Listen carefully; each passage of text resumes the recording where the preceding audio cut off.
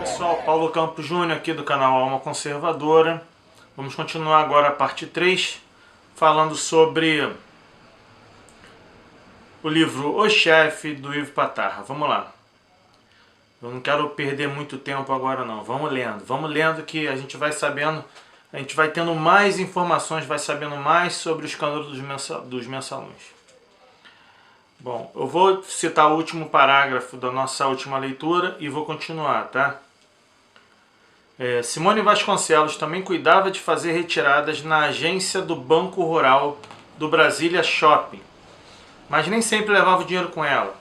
Assinava recibos e listava os nomes daqueles que passariam depois para receber. Dessa forma, os nomes dos beneficiários não ficavam registrados como sacadores. As pessoas simplesmente não eram identificadas. Esse foi o último parágrafo da nossa última leitura. As investigações do escândalo do mensalão demonstraram que Marcos Valério operou a distribuição de dinheiro a deputados que apoiavam o governo Lula. Simone Vasconcelos fazia o trabalho de coordenar a entrega das somas. Foram atribuídos a ela saques de 6 milhões e 100 mil reais. Cenas de cinema em outubro de 2003. Simone Vasconcelos fez duas retiradas, uma de 800 mil e outra de 650 mil. A bolada chegou de carro forte ao escritório da SMPB em Brasília. Em depoimento à CPI dos Correios, Simone Vasconcelos disse que se sentia constrangida e preocupada de estar sendo identificada por desconhecidos e também por estar entregando altas somas de dinheiro para esse, sem ao menos saber quem eram. Uma vez Marco Valério quis saber a cor da blusa de Simone, para que fosse identificada pelo estranho que deveria receber o dinheiro. Ela também levou dinheiro a hotéis de luxo onde estava Marcos Valério. As entregas chegavam a 300 mil reais. Em determinada ocasião, outra cena cinematográfica. Simone Vasconcelos teve de localizar um táxi estacionado na frente de um certo centro de compras em Brasília e entregar ao ocupante desconhecido um pacote de dinheiro. Outro que chamou a atenção no esquema, Marcos Valério, foi um policial mineiro de nome Davi Rodrigues Alves, a quem foram atribuídos saques de até 6 milhões e 500 mil reais. Ele informou que recebia pagamento variando entre 50 e 100 reais por vez que ia buscar dinheiro em agências do Banco Rural em Belo Horizonte. Tinha a incumbência de levar as somas a Cristiano de Melo Paz, sócio de Marcos Valério na SMPB, palavras do policial. Os pacotes já estavam prontos nas agências, eu apenas assinava o recebimento. Meu trabalho era retirar o dinheiro e entregar a SMPB. De acordo com Davi Rodrigues Alves, ficava tudo separado no banco, em maços lacrados. O transporte era feito em caixas de sapato, de camisa ou de telefone celular, dependendo da quantia. Ele confessou que fazia até 3 viagens por dia, carregava de 50 mil reais a 150 mil reais por vez. Para não vincular Lula ao esquema de corrupção, o poderoso ministro da Casa Civil, José Dirceu, do PT de São Paulo, braço direito do presidente, fez o que pôde para evitar ser relacionado a Marcos Valério. Se fosse descoberta a ligação entre os dois, ficaria difícil dizer que Lula não tinha nada a ver com o escândalo do mensalão. Afinal, o presidente era o grande beneficiário do esquema. O suborno de parlamentares garantia a maioria no Congresso para o governo Lula. O esforço de José Dirceu foi em vão. A ligação José Dirceu Marcos Valério ficou escancarada na compra de um apartamento em São Paulo por Maria Ângela Saragossa, ex-mulher de José Dirceu. Depois de ser contratada pelo BMG, banco também próximo de Marcos Valério e envolvido no esquema, Maria Ângela Saragossa recebeu empréstimo do Banco Rural. Ela também queria um apartamento novo. Vendeu o velho a Rogério Tolentino, sócio de Marcos Valério. Na hora de comprar o novo, levou o dinheiro vivo dentro de uma sacola. Um caso terrível foi o assassinato do prefeito de Santo André, São Paulo, Celso Daniel, do PT. Aqui, José Dirceu também acabou envolvido. Ele foi acusado pelo promotor Amaro Tomé, responsável pela investigação da morte de Celso Daniel. Parte dos recursos arrecadados em Santo André era utilizado em campanhas eleitorais do PT, levado em malas de dinheiro para o escritório de Dirceu. Bruno Daniel, irmão do prefeito morto, afirmou ter ouvido do chefe de gabinete do presidente Lula, Gilberto Carvalho, do PT de São Paulo, detalhes do caminho da propina em Santo André. Antes de ser guindado para o governo Lula, Gilberto Carvalho era secretário do prefeito Celso Daniel. Do depoimento de Bruno Daniel à CPI dos Bingos, referindo-se a Gilberto Carvalho. Isso é do depoimento, desculpa, eu li. Do depoimento de Bruno Daniel à CPI dos Bingos, referindo-se a Gilberto Carvalho. Ele foi claro. Disse que os recursos arrecadados eram enviados ao PT para serem usados no financiamento de campanhas. Era ele quem entregava o dinheiro a José Dirceu. Ele disse que havia momentos de tensão porque carregava o dinheiro sem segurança em seu Corsa preto. Em uma só ocasião, entregou 1.200.000 ao deputado Dirceu. Em sessão sigilosa da CPI dos Bingos, uma ex-empregada de Celso Daniel disse ter encontrado 3 sacolas com dinheiro no apartamento do então prefeito. Antes de ser morto, no início de 2002, Celso Daniel era coordenador de campanha de Lula a presidente da República. José Dirceu também foi envolvido com a distribuição de dinheiro na campanha eleitoral para prefeito de Londrina, no Paraná, em 2004. Na época, ele ainda era o super-ministro do presidente Lula. Quem denunciou foi Soraya Garcia, assessora financeira do prefeito Nedson Micheletti, do PT, candidato à reeleição. Segundo ela, José Dirceu circulou na cidade num automóvel blindado da marca BMW. O ministro José Dirceu veio a Londrina em 18 de setembro, isso é ela falando. Era um sábado e durante a semana todo mundo no comitê financeiro reclamava de dificuldades para pagar contas de campanha. Na segunda-feira, o comitê tinha 300 mil reais em caixa. Todo esse dinheiro era em notas de 100 e com lacre do Banco do Brasil. Soraya Garcia prestou depoimento à Polícia Federal. Oficialmente, a campanha eleitoral do PT em Londrina saiu por 1.300.000 reais. Já de acordo com ela, custou 7.800.000 reais. O dinheiro aparecia dentro de sacos plásticos de lixo e em sacolas de lojas. Outro caso ocorrido na campanha da reeleição de Nedson Micheletti, em Londrina, foi narrado pelo motorista Rogério Bicheri. Ele trabalhava para o PT e recebeu ordem de pegar dinheiro vivo no apartamento de Zeno Mizuno, um assessor de Paulo Bernardo, do PT do Paraná, nomeado por Lula ministro do Planejamento. Agora do motorista, que o motorista falou. Fui 2 vezes lá, em setembro e outubro de 2004, dirigindo o carro de Fábio Reale, assessor do prefeito. Estacionei e o Fábio voltou com 20 envelopes, todos com nomes de coordenadores e vereadores em campanha. Era coisa de uns 50 mil. Ele botou 2 envelopes no porta-luvas e o resto debaixo do banco. Ele disse que dessa forma, se fôssemos roubados, levariam menos dinheiro. Diversos casos vincularam malas recheadas de dinheiro ao PT nos anos Lula. No final de 2007, veio à tona a história de uma mala abarrotada com 500 mil reais entregue ao partido do presidente da República por 2 empresas supostamente laranjas que teriam agido a serviço da empresa multinacional norte-americana Cisco, interessada em vender produtos de informática para a Caixa Econômica Federal.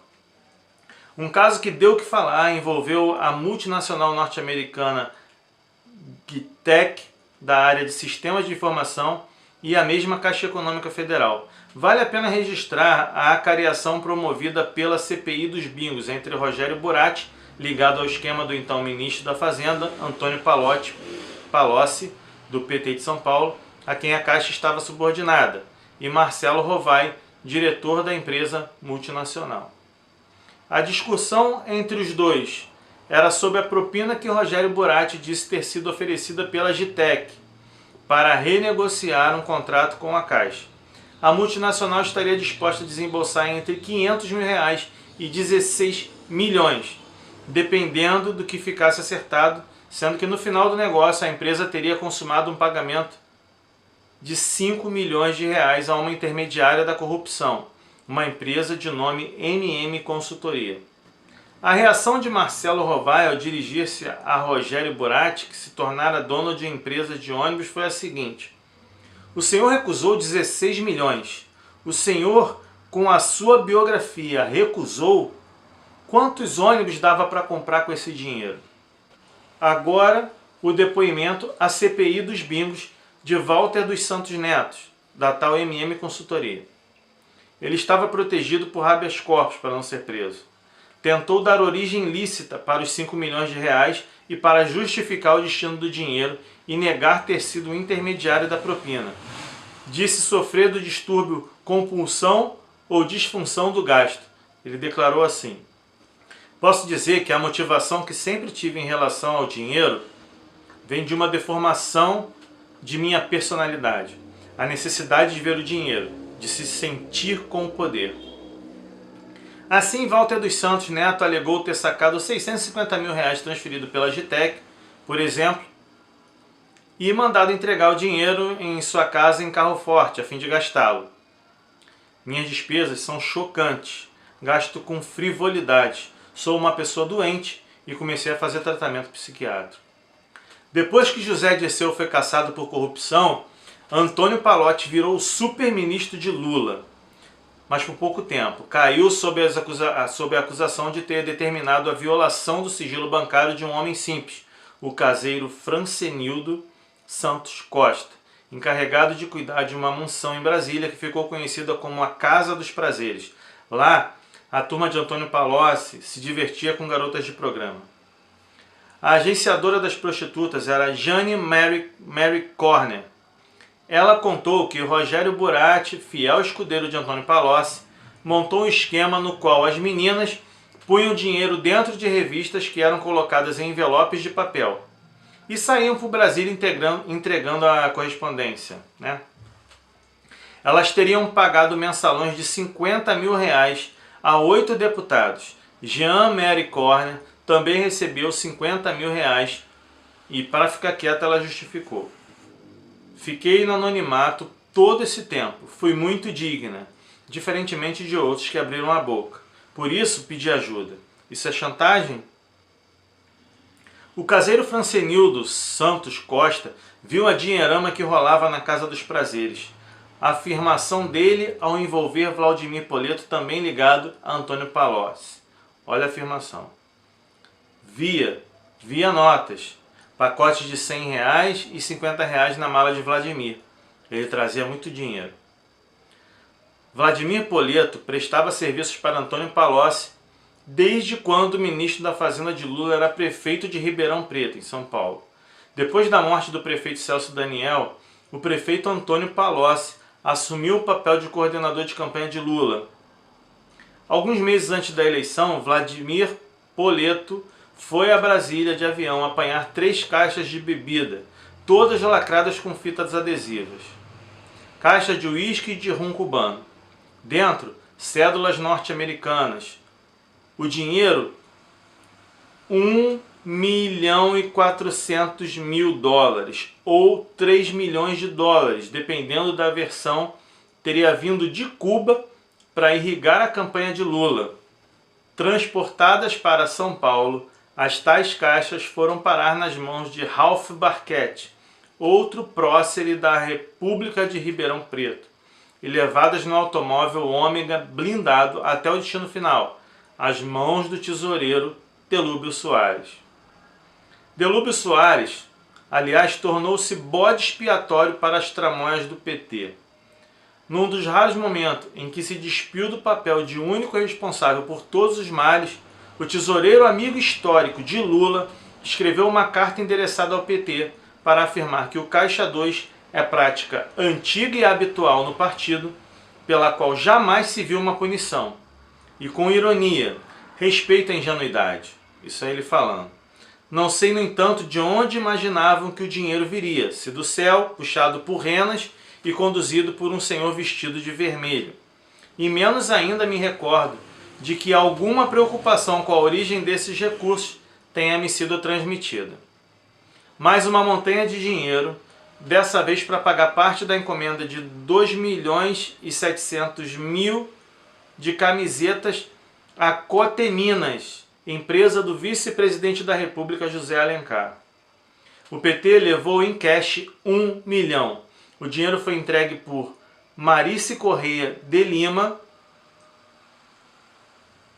coordenadora administrativa do partido, ao presidente da Coteminas, Josué Gomes da Silva, filho de José Alencar. Palavras dele. Era dinheiro do PT. Eu não tinha por que pensar diferente. A essa altura, final de 2005, o PT já tinha afastado Delúbio Soares para tentar se livrar dos problemas. Reação do novo tesoureiro, Paulo Ferreira. Não há nada dessa natureza registrado, nenhum pagamento de 1 milhão a Coteminas. O novo tesoureiro não levou em conta que Marice Correia Lima, depois de entregar a pacoteira, assinou o recibo. Confrontado novamente, Paulo Ferreira disse que ela cumpriu ordens, nem sabia o que estava levando. Em seguida corrigiu-se. Pode não ter sabido, entendeu? Para tentar salvar a pátria, Delúbio Soares explicou que 1 milhão de reais, dinheiro de Caixa 2, estava no cofre do PT. Não convenceu o relator da CPI dos Correios, deputado Osmar Serragos, do PMDB do Paraná. Ninguém nesse país acredita que ele tenha guardado 1 milhão de reais em espécie durante quase um ano, enquanto diuturnamente era abordado por credores. Além de Delúbio Soares, perdeu o emprego o petista Henrique Pisolato, era diretor de marketing do Banco do Brasil, comprou um apartamento a 1 quadra da praia de Copacabana, no Rio, por 400 mil reais. Um mês antes, Henrique Pisolato havia enfiado nos bolsos 326 mil reais em dinheiro vivo, sacado de uma conta bancária da DNA Propaganda, outra agência de publicidade de Marcos Valério. O pacote com as notas foi retirado em uma agência do Banco Rural, no centro do Rio. Amigo de Lula há 30 anos, o deputado Devanir Ribeiro, do PT de São Paulo, também terminou envolvido com um pacote de dinheiro. Quem o denunciou foi o doleiro Antônio Oliveira Claramunt, o Toninho da Barcelona. O operador de Devanir Ribeiro era o próprio filho do deputado, Marcos Lustosa Ribeiro, Marcão. Usava o gabinete do pai, na época vereador em São Paulo. As trocas de dólares por reais eram frequentes. Dependendo da quantia, o dinheiro era carregado em sacolas, envelopes ou, como disse Marcelo Viana, incumbido de transportar as células para o gabinete de Devanir, preso às meias ou debaixo da roupa.